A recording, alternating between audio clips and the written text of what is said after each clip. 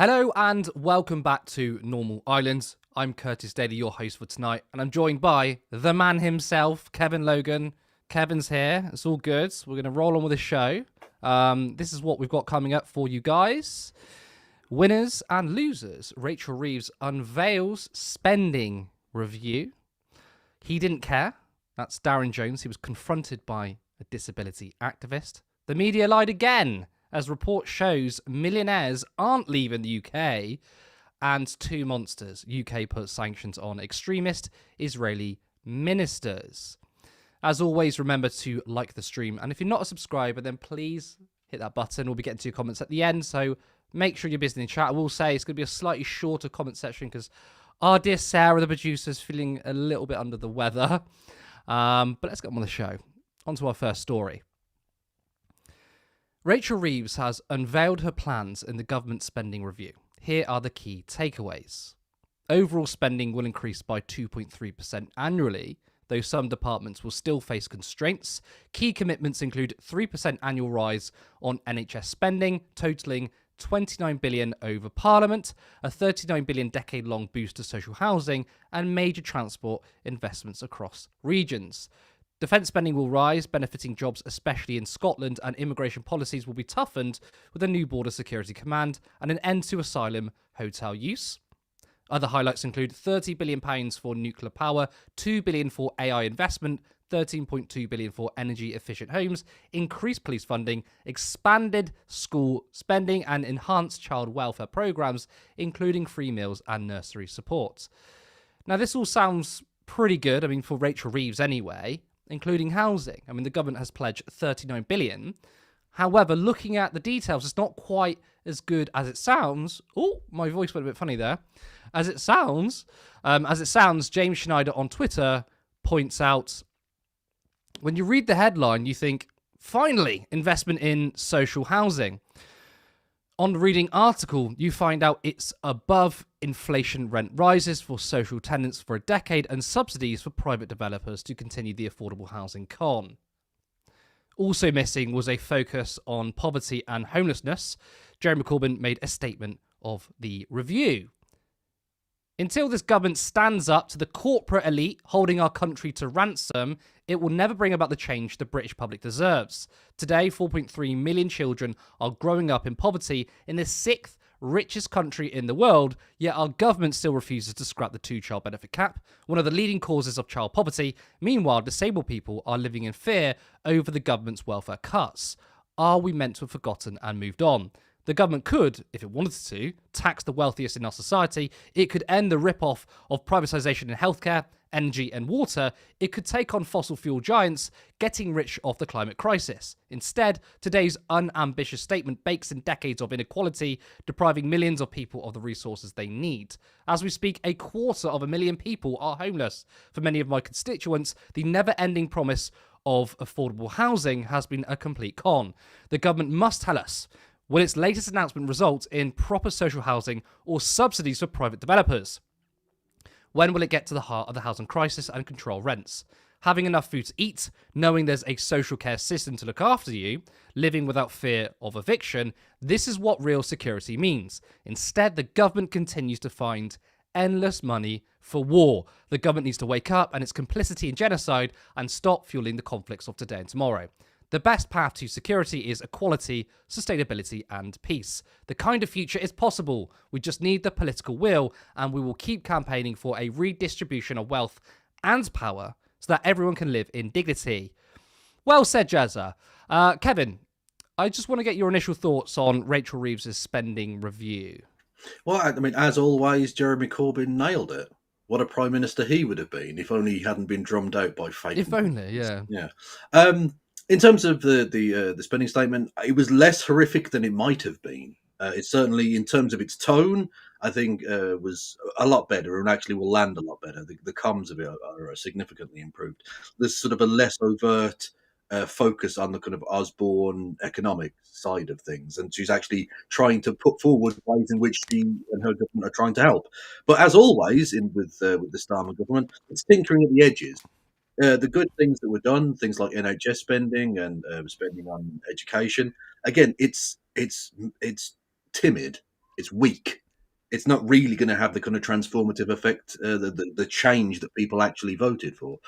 Um, it tinkers at the edges, and ultimately, the biggest increases and the biggest sort of winners out of all of this are landlords first and foremost, because the canard of the public housing speculation, public housing investment here is that it's not going to be social housing. It's going to be the canard of affordable housing, which in basically no part of the country is actually affordable. They set it so high that it's not affordable, but they still call it affordable. It's bullshit, is what it is.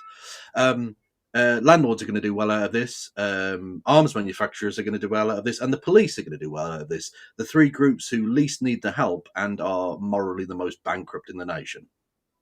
What do you make of the announcement in the review that they are going to increase border security to tackle migrants and hotels? I mean, they have to sort of put something like that in there as a sop to people. I actually like the policy of ending the use of hotels for migrants, because it shouldn't be that way. It wasn't that way before. The Tories purposefully manufactured this situation in order to cause a hubbub and have a wedge issue for the election. And it backfired on them spectacularly, because it just showed them to be incompetent losers, frankly. But the Labour Party have actually made that situation slightly worse. When they came into office, there was 29,000, and then there are now 32,000 in such housing, which obviously won't go down well with that sector of society they've been so desperate to try and chase with their Enoch Powellisms. But the policy of actually, ending that system is good, I think, because people deserve to be processed one way or the other and dealt with accordingly, not just left in this kind of horrific limbo where they're open to all manner of abuses, including, of course, we know that hundreds and hundreds of children have been essentially stolen and sold into some form of slavery or another, and of course cause all kinds of tensions in society. So it's actually a good policy, and the amount of money they're putting towards it is relatively scant. So if it has any kind of positive impact, then okay, yeah, that's fine. I mean, they're trying to say now, and Rachel Reeves is saying this is a departure from austerity. I mean, overall spending is 3% annually, but there are certain, they call it constraints. I don't know if it's necessary cutbacks. It probably is cutbacks on other departments. But because overall spending is increasing, technically this isn't an austerity budget. Yeah, I mean, technically it's not, in a very, if you want to do actually, the Oxford English Dictionary defines austerity as, but people don't vote on that basis. That's nonsense. I think it's good that they're now getting this out of their heads that austerity is a big seller on this, because it isn't. People ultimately want investment in communities. Even conservative voters want investment. That's why we've seen Nigel Farage come out and say that he backs the investment in the Scunthorpe plant, and he actually said reversed his previous decision or previous position in support of the Port Talbot steel site as well. People are sick of a country crumbling around us. We've seen the pathetic national embarrassment that is the HS2 project, which has stumbled and bumbled its way along for 30 years now. Basically, as long as I've been alive, we've been talking about building a train line from London to Manchester, and it's not even going to go anywhere near Manchester. We can't even do that. People are sick of it. So even people who are generally fiscally conservative want some actual investment, so that we don't have a country I refer to us as a bus replacement service nation, because that's essentially what we are. We're a crumbling, infrastructureless hellscape, especially outside of London, so to have some of the investment that's been announced in this spending review is welcome, I think.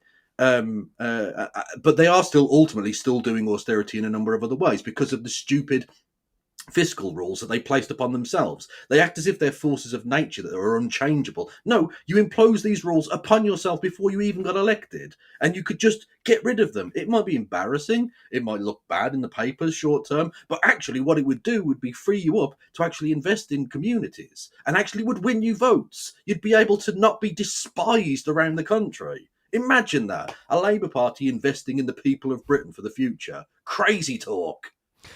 What confuses me, and I'm hoping you can, clear this up for me, but you mentioned the fiscal rules, right? And these fiscal rules have constrained this Labour government. They've not done things that we want them to do. Even when we drastically lower our expectations, they still don't do that much. And they've cited the fiscal rules. It was only a couple of weeks ago, though, that Rachel Reeves announced billions and billions of pounds. I mean, over £100 billion over Parliament on transport. And it was actually quite a substantial amount of money. Again, it's not revolutionary, but a lot for what we'd expect from Rachel Reeves. Yeah. And I was thinking, obviously, not that I think in terms of neoliberal economics. I'm not thinking where is the money coming from because I was concerned about that because I don't buy that framing. But I was asking the question, where is the money coming from in terms of her own logic? Well, because she said she's got the fiscal rules. Then she's come out with this extra money. So I'm a bit confused because she says she still sticks to the fiscal rules, but there's suddenly now headroom. Yes, it's a little thing in politics called lying. That's what this is. Actually not lying, fudging the issue, I suppose. Yeah. It's basically redefining the way in which you describe, or the way in which you calculate government deficit, right? So it's, I forget the exact formulation of it, but it used to be that it was all government spending, but now it's you take away government investment from that government investment from that sum, so you can basically redefine the mathematics of it to all of a sudden free up these tens of billions of pounds. It's how, in part anyway, they've funded the increase in defence spending as well as doing the illegal thing of cutting international aid spending, which is literally in the law illegal. The Tories even passed the law, for God's sake, and the Labour Party are now flouting that. But part of the right way in which they've been able to get around that is by redefining it. So if you just redefine what it means to calculate that number, you can still fit inside the fiscal rules. It's a lie, basically. It's in the same way that if you remember the World Bank, when it redefined what the poverty level was, and all of a sudden 2 billion people were lifted out of poverty without receiving a penny in money. It's that sort of thing. $2 a day. If you just change the way in which you calculate the initial number, all of a sudden the number's massively different. Yeah, we know. Obviously. Yeah, I agree, because I personally think it is a lie, because when I was reading the article about this extra money in transport, and I was thinking, where's this extra money coming from? And she said, because of our prudent fiscal rules, and because we're so economically competent. Sorry, minus assets, not investments. Sorry, minus assets. Yeah. Because we're so competent on the economy, the markets have responded well. Therefore, we have extra money, which is clearly a lie. You don't just suddenly get extra money because the market is favourable to you. No. It's tax and spend. You can choose to tax people more. So it's there is a degree to which that can be true over a longer period. Like, for instance, if the bond markets are lower, that allows you to borrow money at a lower rate. That's important. But that's not really what we've seen. We haven't seen a massive fluctuation outside of the kind of turbulence of the Trump tariff nonsense. We haven't really seen a great deal of difference in any of that. They've just basically realised that them going down this Tory austerity line was nonsense. They thought they could sell the country the idea of change and then do no change and people wouldn't notice. And people did notice, and they voted for anyone but them. And all of a sudden, nearly a year now into government, they've realised, actually, the people would quite like us not to make their lives harder. Like, as if you needed to be told that. You're supposed to be professional politicians. This is ridiculous. But here we are. I mean, like, it's now good. I mean, they're trying to make headlines saying, look, we're ending austerity, we're putting investment in. But James Schneider is right. It's all well and good you saying we're going to put lots of capital into certain infrastructure projects or departments. But as long as privatization is there, a lot of that money gets eaten up by private contracts. That money basically gets funneled back to private industry and private companies. So the housing market, for example, and the housing policy they've announced, which is 39 billion quid, sounds like quite a bit of money. You have no idea how much of that 39 billion pounds is going to go to ordinary people if you don't build council houses. If you're just going to stick it in private rental sector, and if you're just going to stick it in sort of these private housing development programs, then you're not really that money isn't funneling to ordinary people who need it. Yeah, and that we know exactly who it's going to go to. We've seen organisations that represent what's called social landlords. I prefer to think of them as leeches, but whatever. They're called social landlords. And they're ecstatic about this, because that 39 billion is not going to go again into social housing.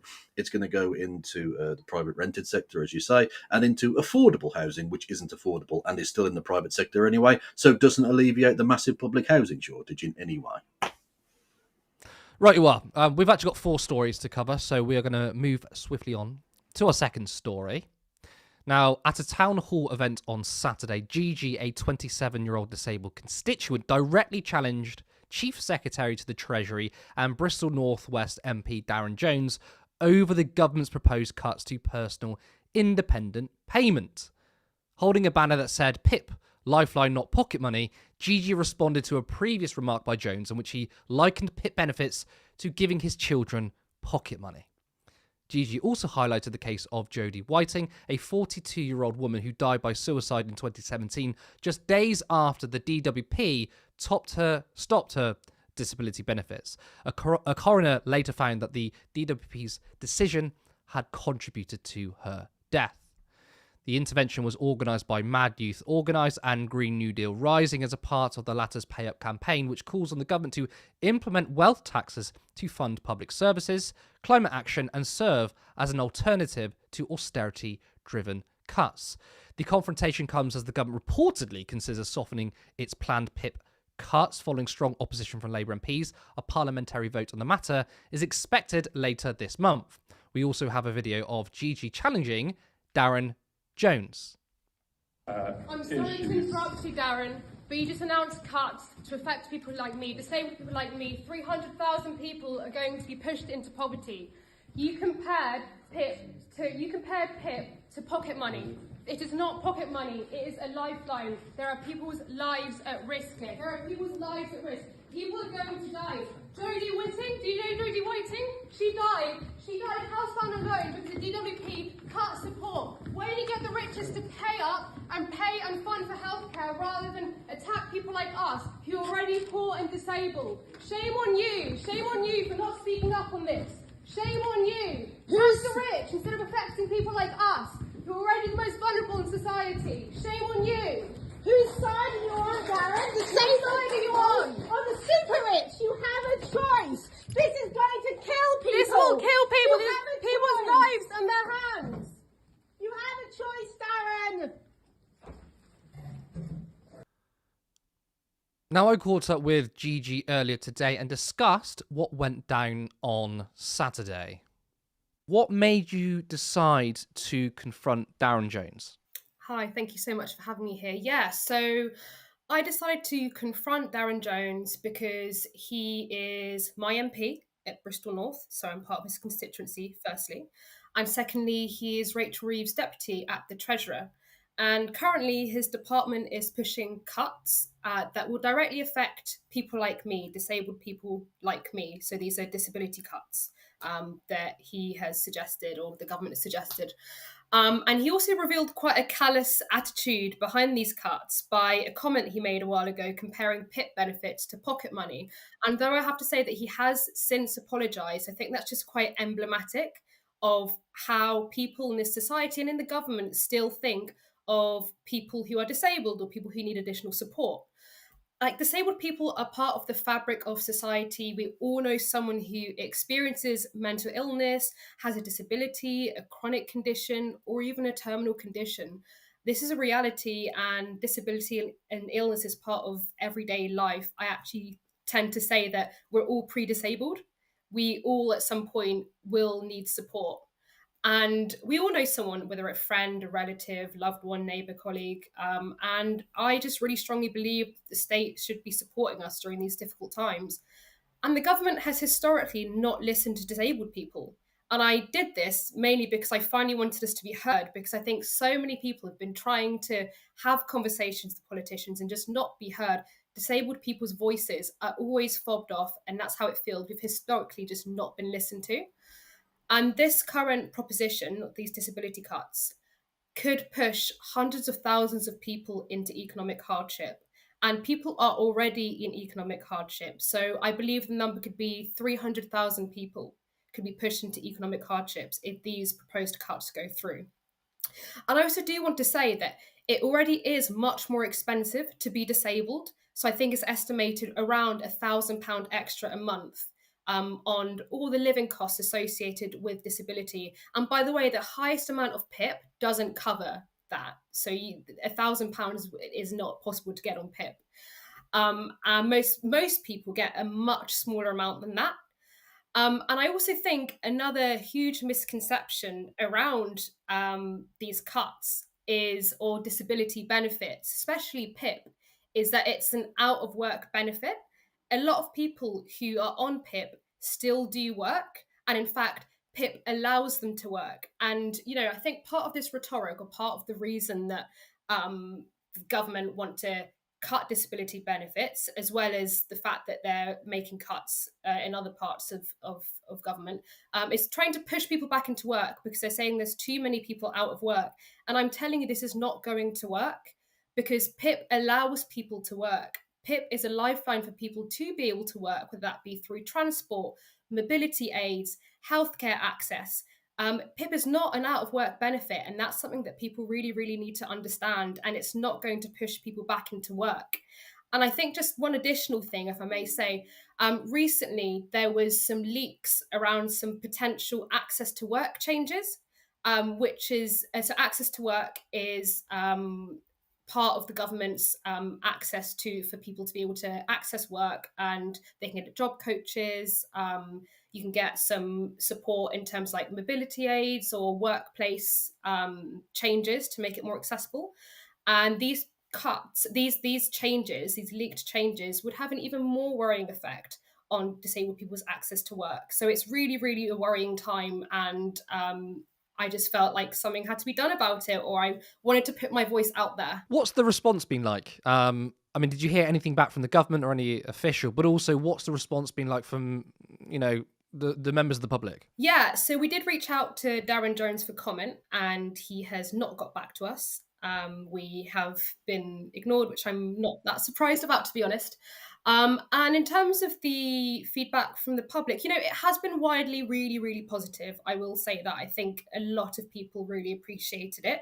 But there has been a minority, but kind of quite a substantial minority, if that makes sense, of people backlashing. And because I appear able-bodied, a lot of comments have been around the fact that I don't look disabled, that I look fine, that I've had comments being like, if she can hold up a banner and walk out the room, then she should be able to work. That there was a good 200 comments, perhaps more, commenting on the fact that I look able-bodied. And I think that, again, is really emblematic of how far we still have to go with the public understanding of disability. So between 70 to 80% of disabilities are invisible. So you just can't see it. You cannot see it. And despite the fact that like on the London Underground, you'll still see little signs saying not all disabilities are visible, and you see that on toilet doors, etc. We still just have a really long way to go for people to truly understand that. And I think the response to this video really showed me, like, wow, we have to do a lot more campaigning and awareness of the fact that the majority of disabilities are invisible, but that does not mean that they're any less disabling. Do you think then, given that there is a wide misconception of people with disabilities, as you mentioned, 70 to 80% of people have disabilities that are invisible, right? That the entire media is not covering disability rights and activism enough, and not just the mainstream media, but actually even left-wing media. Do you think that they're still being ignored a lot, and progressive left-wing media needs to do more? Oh, 100%. I really, really do think that disabled voices are not being heard enough.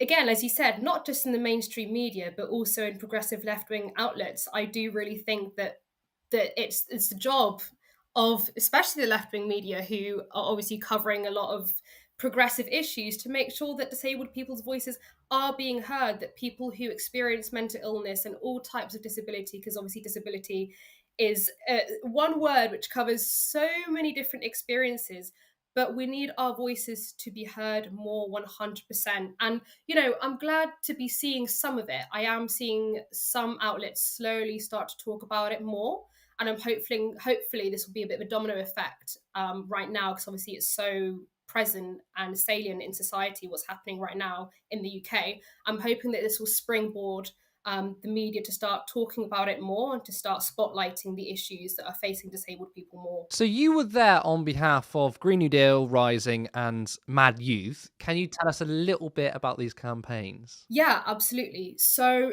Green New Deal are a youth movement and they are fighting for a Green New Deal.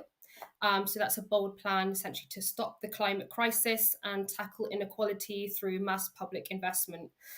We know this, we need to fund the public investment. And one of the big ways that Green New Deal are wanting to do that is through fair taxation. So that means asking the super rich to pay their fair share. And they have just launched their Pay Up campaign to demand the government introduce wealth taxes on the booming fortunes of the super rich. So stop cuts and invest in climate action, affordable homes, good schools, good hospitals, and an economy where everyone can thrive.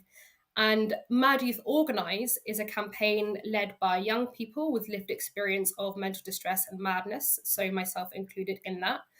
And we are organising to build a collective response to the crisis we're facing. And we're calling out the corporate drivers of the youth mental health crisis and the systemic issues that are contributing to the worsening state of mental illness and mental health in the UK. Right now, as you can tell by the protests we just did, we're directing our energy towards organising to oppose the cuts to disability benefits, as they will disproportionately impact young people and young people who live with mental illness. I just want to finally ask you, is this something that you expected from a Labour government? No, I mean, absolutely not. I think I'm not alone in being totally horrified in the consistent U-turns that the government has been doing since coming into power. It's certainly not, I think, the Labour Party that most people voted in, and it's not the Labour Party that a lot of us have ever imagined would end up being the Labour Party. And I think it's really, really saying how disillusioned people are becoming of Labour, and the trust is being lost at a really alarming rate.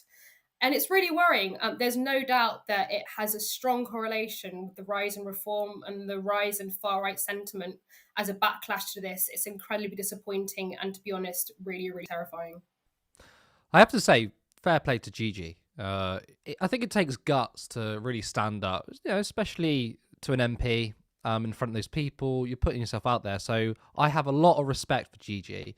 That comment as well by Darren Jones about Pip being pocket money. I know he apologised, but it was absolutely disgusting. Should have never been said in the first place. Kevin, what do you make of this challenge to Darren Jones? I loved it, and I want to say thank you to Gigi for having the bravery and the backbone to stand up like this, because I think we need much more of this. Well, I genuinely do. Hopefully they're watching. So shout out to Gigi. Yeah, absolutely. Fair play to you. Because if Darren Jones, who for me sums up the kind of briefcase bureaucrat wanker that's destroying this country, if people like him, who just because he's wearing a suit and tie get away with social murder, we need to make sure these people, whenever they're out in public, they never know a day's peace again in their lives.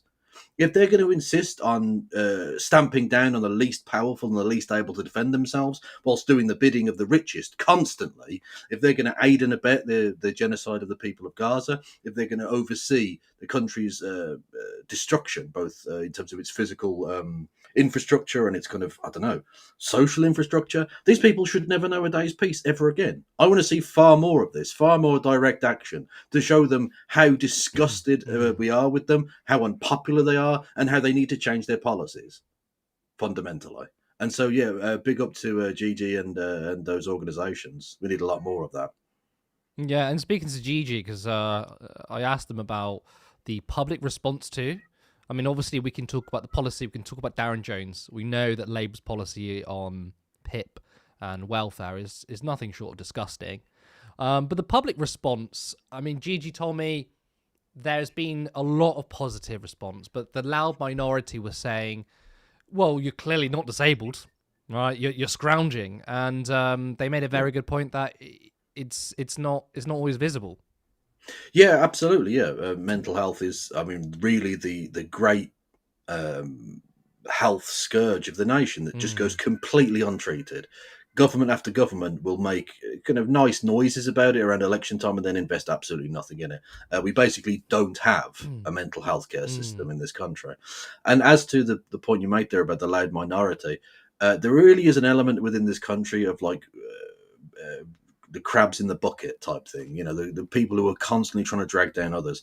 But also I feel slightly sorry for a lot of those people too, because they're as big victims of the manufacturing consent machine as anybody else. They've been taught all of their lives that these people who are desperate in society are actually scroungers. Rather than being the victims of the society, they are somehow the benefactors of the society.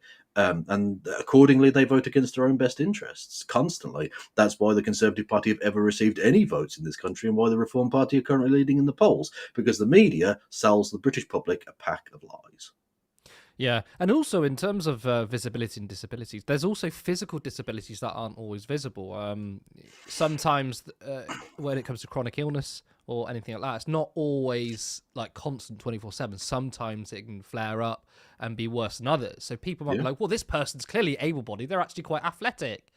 And again, like I do kind of sympathize with those who are sort of being propagandized, or not even propagandized, who just don't realize, because obviously, to someone who doesn't know much about disabilities and about the work that activists do and awareness of it, you can understand the logic by saying, you look at someone who clearly is physically abled and they're saying they're disabled, and you go, well, clearly they're not. It's an ignorant point of view to have. It's why it's so important to sort of platform these issues. It is, absolutely. Although, of course, it's worth bearing in mind that the government's plans include people who are obviously going to be very visibly disabled as well. Absolutely. People who literally can't clean below their own waist without assistance. That's not something that one can really hide all that well.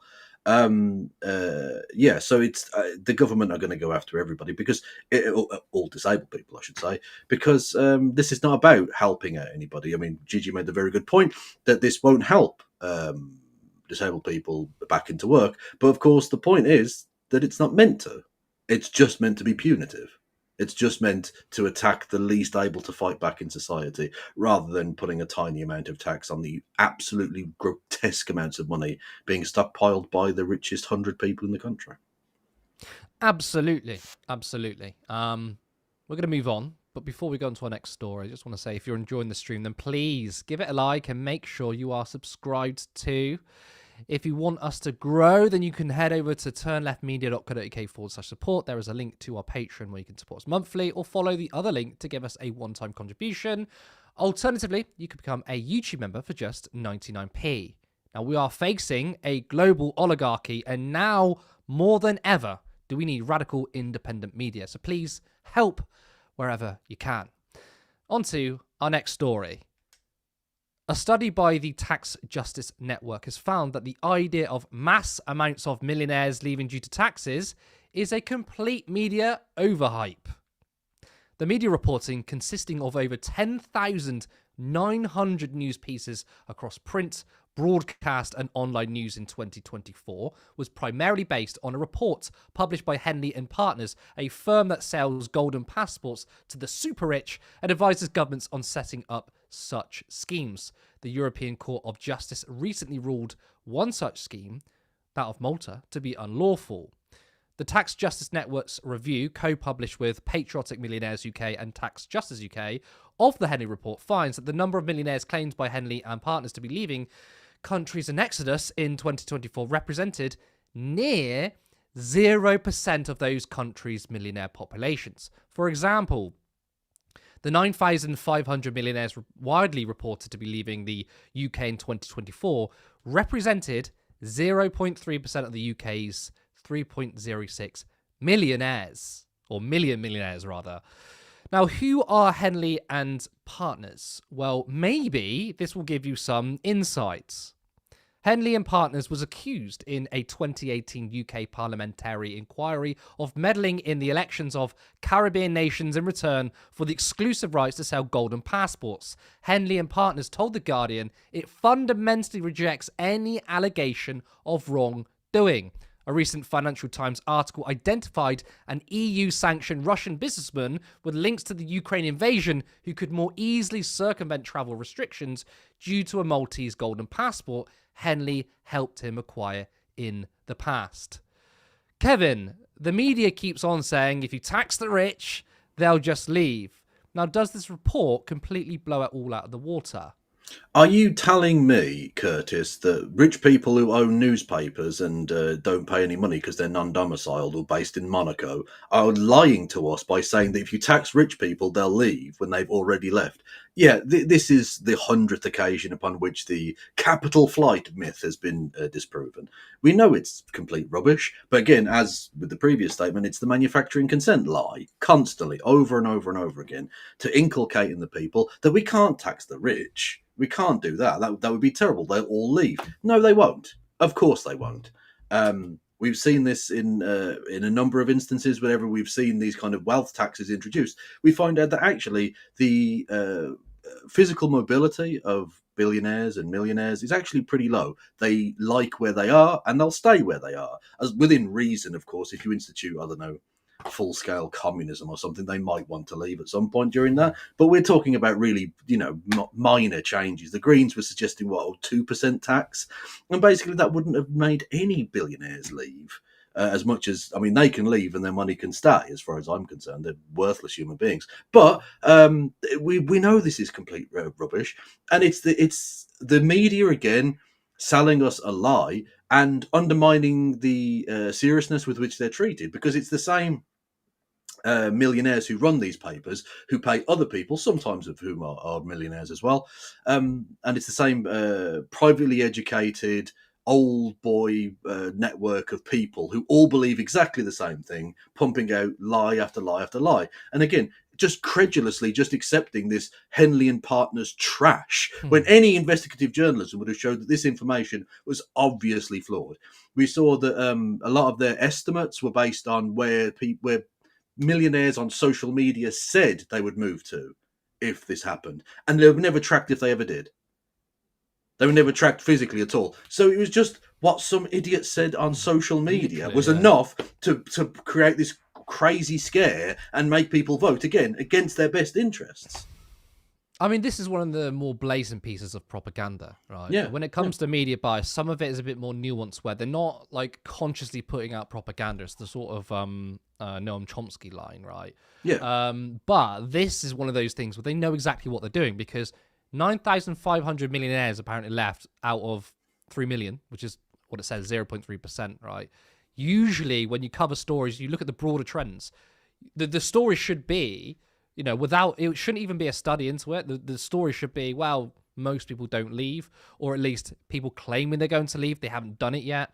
But that is, it's such a blatant piece of propaganda, because of course, as you said at the beginning of this bit, the same people, the billionaires or the multimillionaires, whoever, own the newspapers, own the media. So it's very good that they basically tell the population, don't tax the rich, they'll leave. But the thing is, right, even if there was a mass migration of individual millionaires, that doesn't matter, because what matters are assets.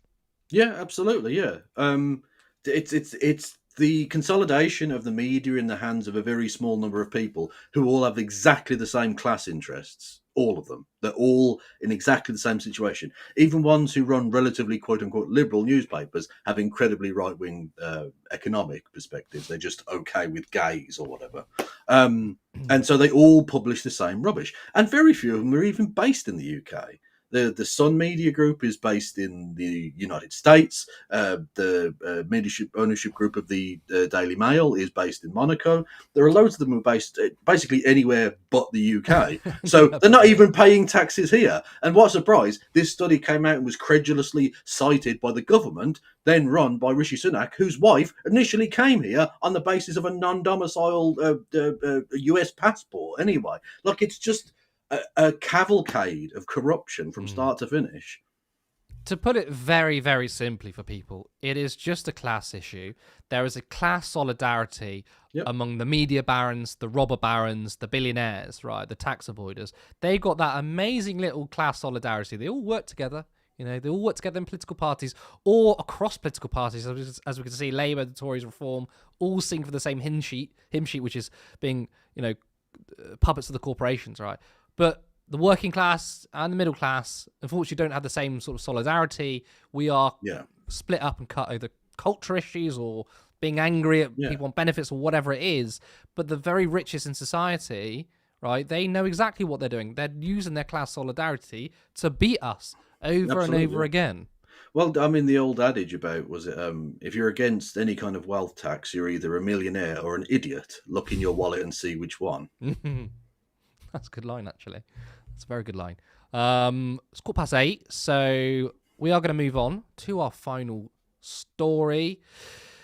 The UK has put sanctions on 2 Israeli ministers, Itamar Ben-Gvir and Bezalel Smotrich. These 2 individuals are arguably the most extreme voices in the Knesset. Ben-Gvir, the security minister in Benjamin Netanyahu's coalition government, and Smotrich, the finance minister, will face travel bans and have any assets in the 5 countries frozen. It was stressed that they were being sanctioned in their personal capacity, placing no restrictions on the ministries they lead. Netanyahu has promised to retaliate. David Lammy, along with foreign ministers of Australia, Canada, New Zealand and Norway, announced the sanctions in a joint statement. We are steadfastly committed to the 2-state solution and will continue to work with our partners towards its implementation.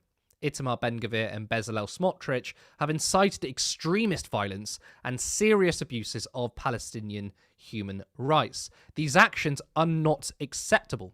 This is why we have taken action now to hold those responsible to account. Now, no surprises that this has drawn criticism from the US.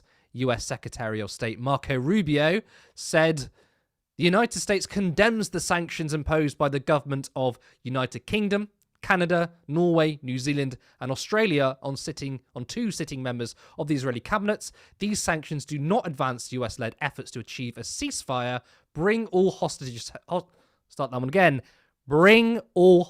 home and end the war. Lucky I didn't say sausages then. We reject any notion of equivalence. Hamas is a terrorist organization that committed unspeakable atrocities, continues to hold innocent civilians hostage, and prevents the people of Gaza from living in peace. We remind our partners not to forget who the real enemy is. The United States urges the reversal of the sanctions and stands shoulder to shoulder with Israel. Now, who are these 2 individuals?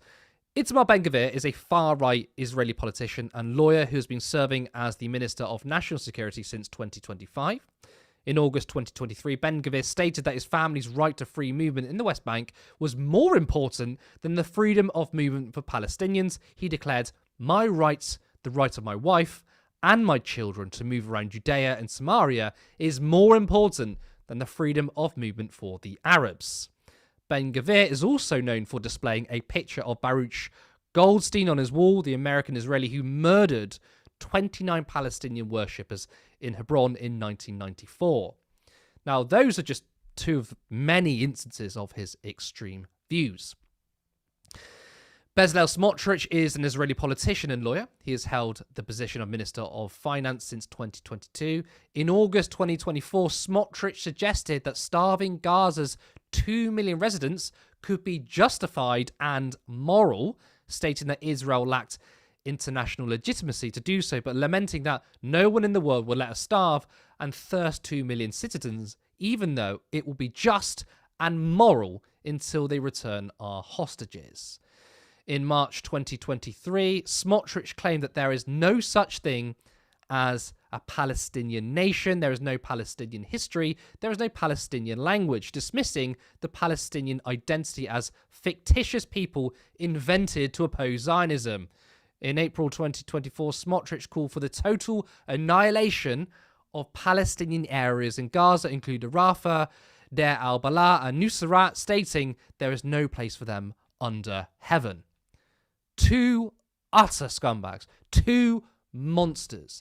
Kevin, what is your response to these sanctions? Are you surprised, first of all? And what do you think this means going forward? I am a little surprised, although pleasantly so. At the very least, it's the least and probably, unfortunately, the most they will do. Yes. It's clearly right that they've gone after these two particular monsters because they are just that, genuinely evil, genocidal lunatics. But in terms of the actual actions being done here, it does lead to more questions than answers. It seems to me. Firstly, why now exactly? Why after 18 months? Well, actually, it's been 80 years. But in terms of these two individuals, let's say the October the 7th incident and all the rest of it, it's been 18 months now. Why now are you coming out and saying it? They were saying all of this kind of evil stuff back then. Why is it that now it's so much of a problem?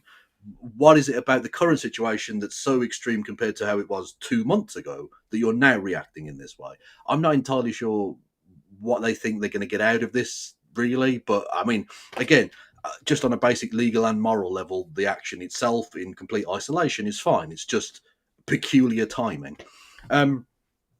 Secondly, it now leads to the British government's position being absolutely untenable, legally speaking. Their whole position was that they are able to continue selling weapons to the Israeli government because it hasn't been found definitively guilty of genocide or anything like that, which is technically true, albeit that several of their ministers are currently have arrest warrants from the ICC out on them. So there's that, that little snafu. But secondly, you've now said that both Smotrich and Ben-Gvir have been sanctioned as people because of their genocidal language. And so you've got people who are ministers in a government who you believe to be genocidal, but you're going to continue to sell weaponry to that genocidal cabinet. How the hell can that possibly be justified? How can that possibly be justified under any legal pretext whatsoever? It's ridiculous. How can you also be having reconnaissance flights from RAF Akrotiri daily to give information on how to better facilitate that genocide to that genocidal cabinet? How can that possibly be okay, ever? I mean, that's why it's so performative, because in that, in the article I quoted, they said, we stressed this is on a personal capacity. It's nothing to do with their ministry departments. And it's them basically saying, all right, we recognise that Ben-Gvir and Smotrich are at least more outwardly spoken in their extremist language. And I think it's another way of trying to cover for Israel and Zionism, because it's like, they are not attacking Israel necessarily. They're not attacking the ideology of Zionism or what they're doing in the occupation. It's basically saying, these two people are really, really extreme. And of course, it is good to see people hold certain individuals to account, because these two people are genuine monsters. Yeah. But they're also, I feel like, giving cover, because they're saying we need to individualize this. We need to focus on these two people. But also, as you correctly pointed out, we're still going to send arms to them, though. Yeah, exactly. What about the rest of the Israeli cabinet? Absolutely. Literally, Benjamin Netanyahu, at the very start of this, talked about Moloch from the Bible, right? Literally, just straightforward genocidal rhetoric from the very, very beginning. It's madness that you're going to hive off these two individuals. They had a debate in the Knesset about the rights and wrongs, mostly rights apparently, of Israelis to rape Palestinian prisoners. They had a pro-rape debate in the Knesset. They kicked out the Arabs for daring to oppose that point of view. By the way, those were rejected from the Knesset chamber that day. This is not a government, or frankly a society, that is just a few bad apples. It's rotten to its very core. We've seen from the public pronouncement, the public polling in Israel, that huge swathes of Israeli society believe these things. There's something at the core of it that's poisoned, that's rotten. And the worst outcroppings of that are people like Ben-Gvir and Smotrich. But you need a root and branch approach to this. And just doing piecemeal a few sanctions here and there, and again, as private citizens, not even as government ministers, just private citizens. It's embarrassing. This is the best you can do after 18 months of slaughter. And also, just a quick one to Marco Rubio. Eat my dick, mate. I don't give a fuck what you have to say. You can criticize it all you like. You say, know who the enemy is. I know who my fucking enemy is. It's Israel, and it's you. The US government are the worst of it. The US government have facilitated this from the very beginning. They are the only government that could realistically stop it. They have blood on their hands. I could not have said that any better. I can feel the anger coming from you because it is, and especially Marco Rubio really pissed me off. This fucking weasel, absolute weasel, saying, "Oh no, don't sanction these people. We need to stand shoulder to shoulder with the fucking Israeli genocidal state." He literally said in the thing, "This isn't helping the US-led thing for a ceasefire."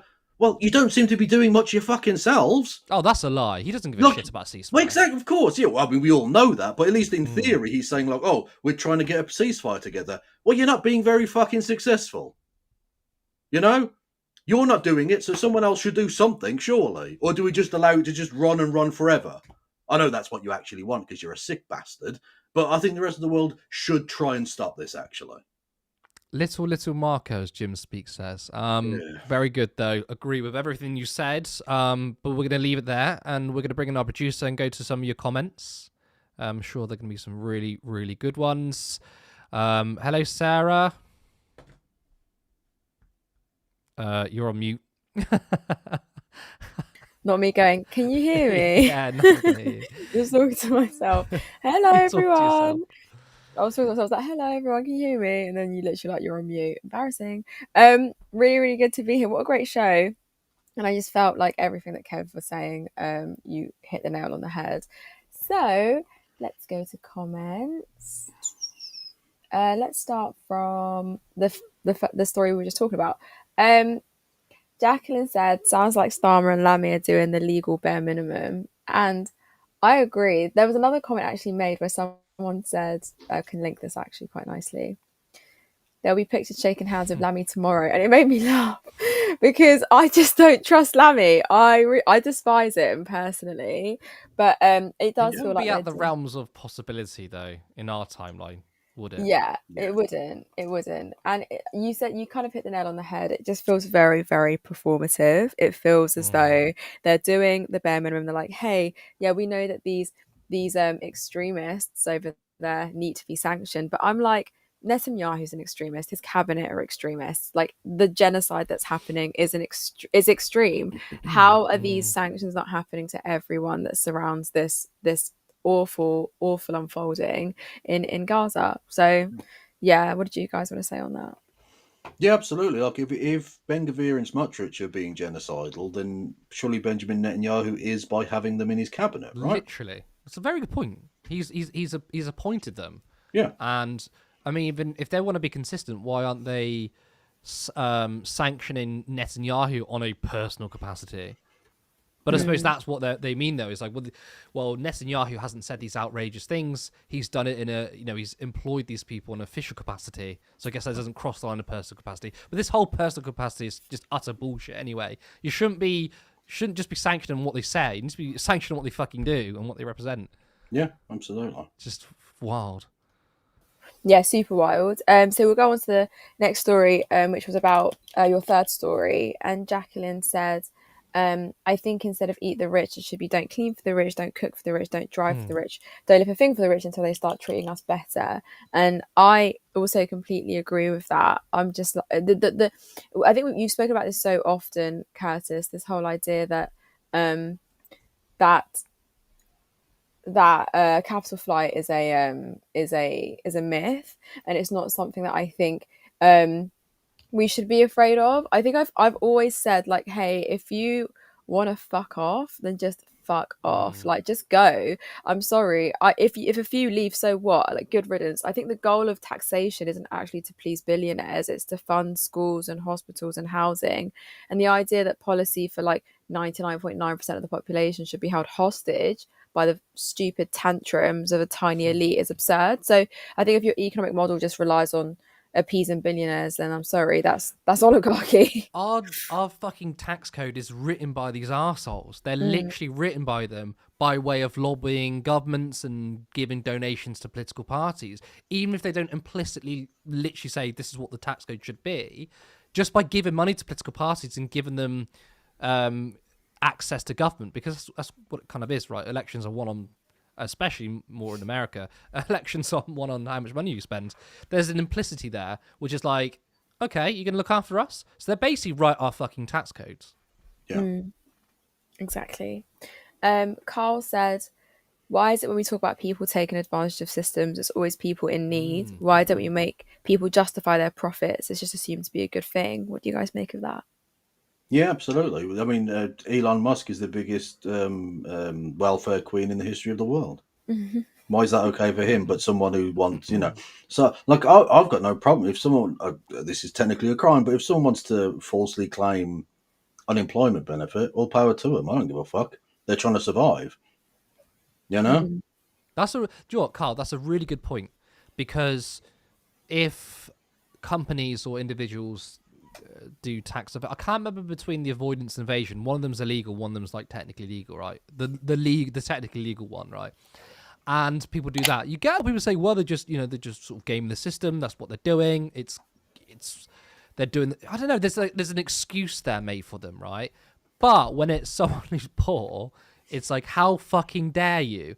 Well, why don't we respond to that saying, well, good for them, Yeah.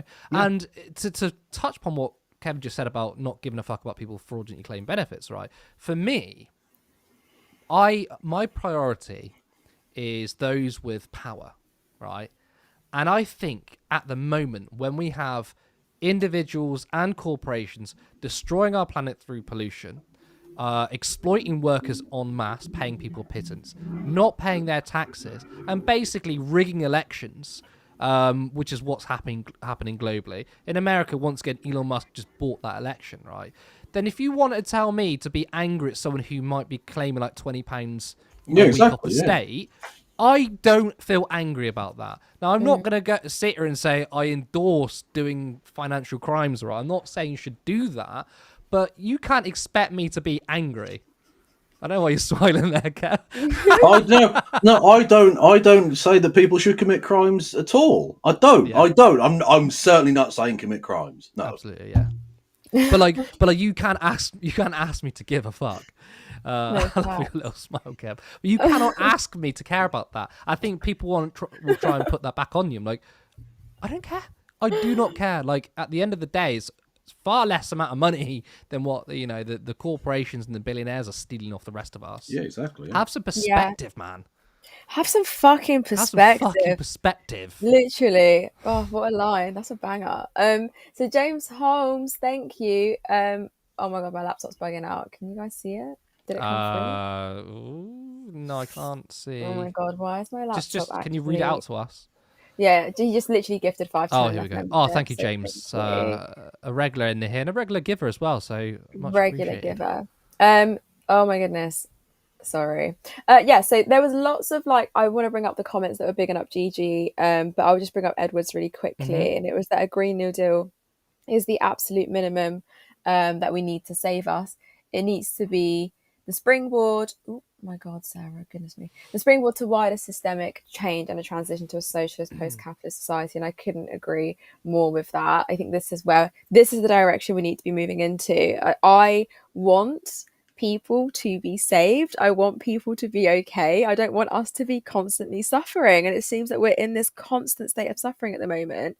And it's grating on me. I mean, even when I was watching the news today and they were talking about the winners and the losers of what Reeves is putting out there, I was like, why do there have to be losers? Because the losers is always going to be us as working people. You don't have to doesn't have to be anything. It's not like rocket science. But yeah, Edward's always making really, really great points. Blah, blah, blah, blah, blah. Sorry, just give me 2 seconds. Yeah, Jim said to Gigi, diamond level charisma here and a great communicator, and I completely agree. And then Andrew said... Curtis is pretty good. Yeah, that is true. No, Curtis is okay. But that was... I'm joking. I don't match up to the great Gigi, True. No, Curtis is great, but Gigi, really kills it. She has the flair for protest, and I completely agree with that. So and we may have them on in the future. Yeah, fingers crossed.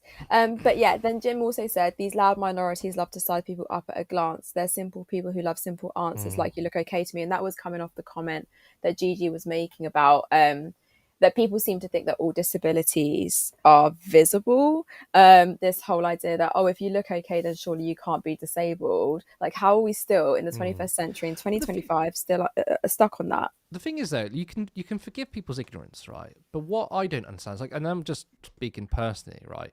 Let's say that I thought like that. Let's say that I was quite ignorant and I thought basically, if you see someone who's running around and you say, well, obviously they're not disabled, you don't know what they're going through the next day, right? If that went through my head, I categorically tell you, I wouldn't go and say that to them because I feel like I was just being rude. And this is what I don't understand. So, again, kind of forgive the ignorance, especially when we don't really have an informative media, especially when these sorts of protests and the work on disability rights isn't covered very much.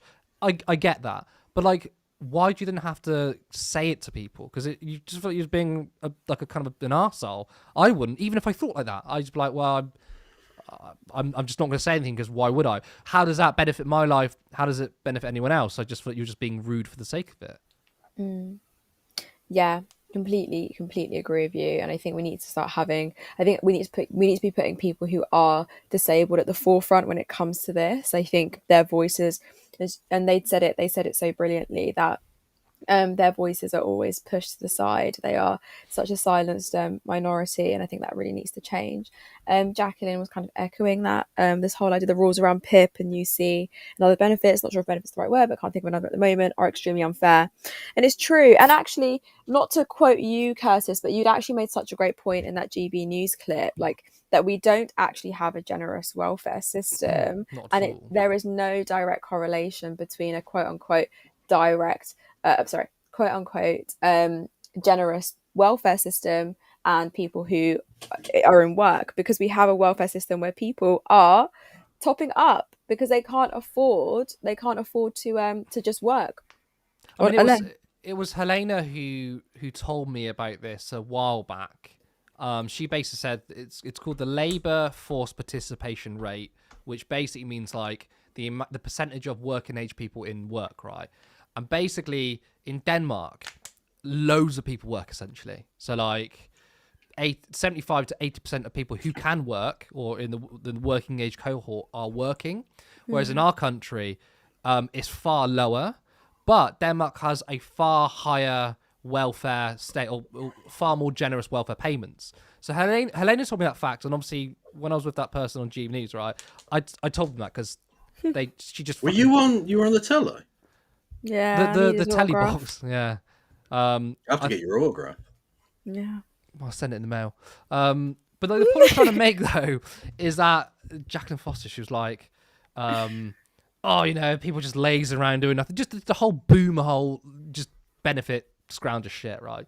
And I literally said, but it's higher in Denmark, yet more people are working. So clearly, there's not a correlation. I don't look at data. Yeah.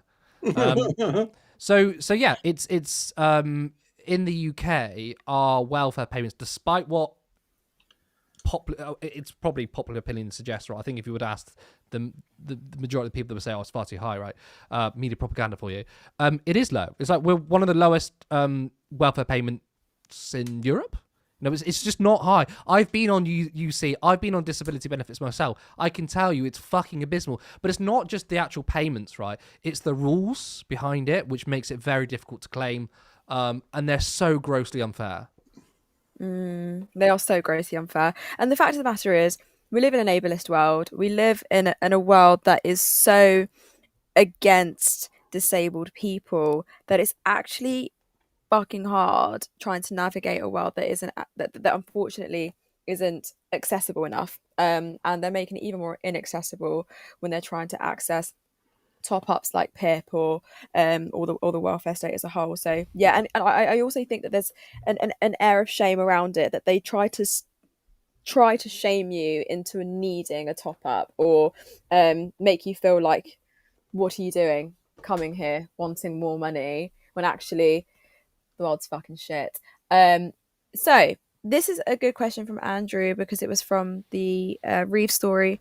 What is their actual plan to house immigrants? I don't actually know. Do you guys know? I think they basically plan on kicking a lot of them out, to be honest. And then what happens? Well, I mean, literally, like, they'll get rejected and then extradited to ex-country. They're trying to do a kind of halfway Rwanda thing with Albania, apparently, or Yeah, they various other are. places, which is basically like with Rwanda, it was even if you were successful in your application for asylum, you would be sent to Rwanda as a kind of Britain abroad type thing. Whereas with this one, it's literally just going to have like a processing center, and then you'll be instantly shipped to Albania or wherever. You know, it's the same racist approach to the same problem leads to the same basic outcome: garbage in, garbage out. I mean that in terms of the philosophy, In terms of not how the they're people. how they're seen. Yeah. Yeah. I mean, I feel like using the word performative is so overused for me, but it's so relevant in today's politics that when Keir Starmer and the Labour government or Labour Party then, because obviously they're in opposition, they were so angry at Rishi Sunak for the Rwanda scheme, which, by the way, most of their wording was unworkable, not immoral.